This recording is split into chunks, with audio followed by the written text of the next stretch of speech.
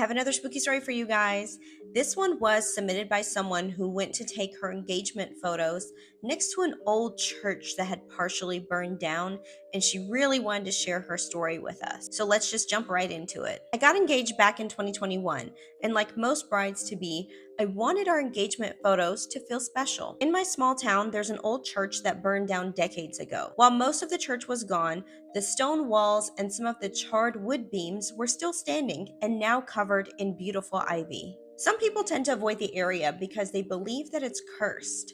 But to me, it looked hauntingly beautiful, so I thought it would make it the perfect backdrop. My fiance agreed, so one crisp autumn afternoon, I'm a big fall fan, we met with our photographer, a woman who I'd known since high school. She was excited about the location and loved the way the golden leaves framed the old stone archways. We started with a few simple poses.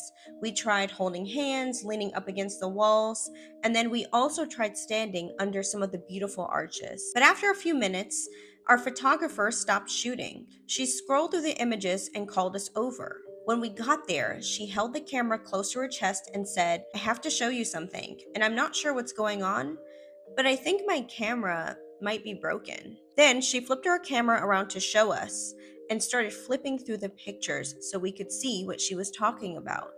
Every single photo with the church in the background had our faces blurred out. It was so strange because it looked as if someone had dragged a thumb across our features and smeared our faces. The photographer thought that maybe it was just the lighting, so she moved us over to another angle.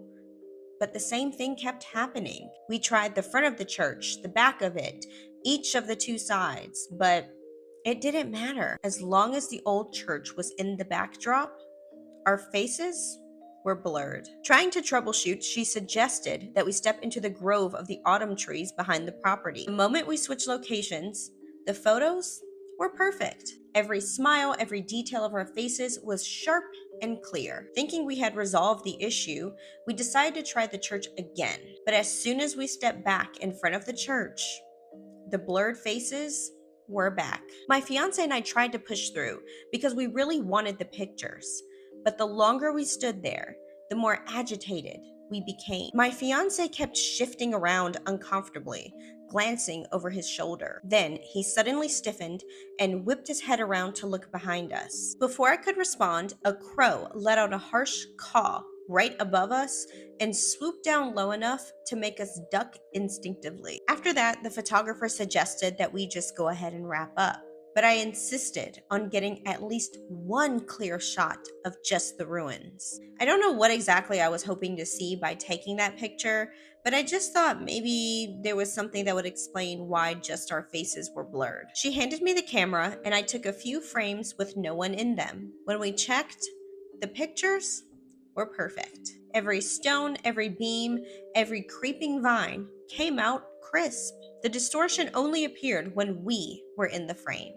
That night, as we sat at home looking through the photos again, I couldn't stop thinking about it. My fiance admitted he hadn't wanted to say anything earlier, but he had felt eyes on us the entire time. Almost like someone, or maybe something, was watching us from inside the ruins. I still don't have an explanation for what happened.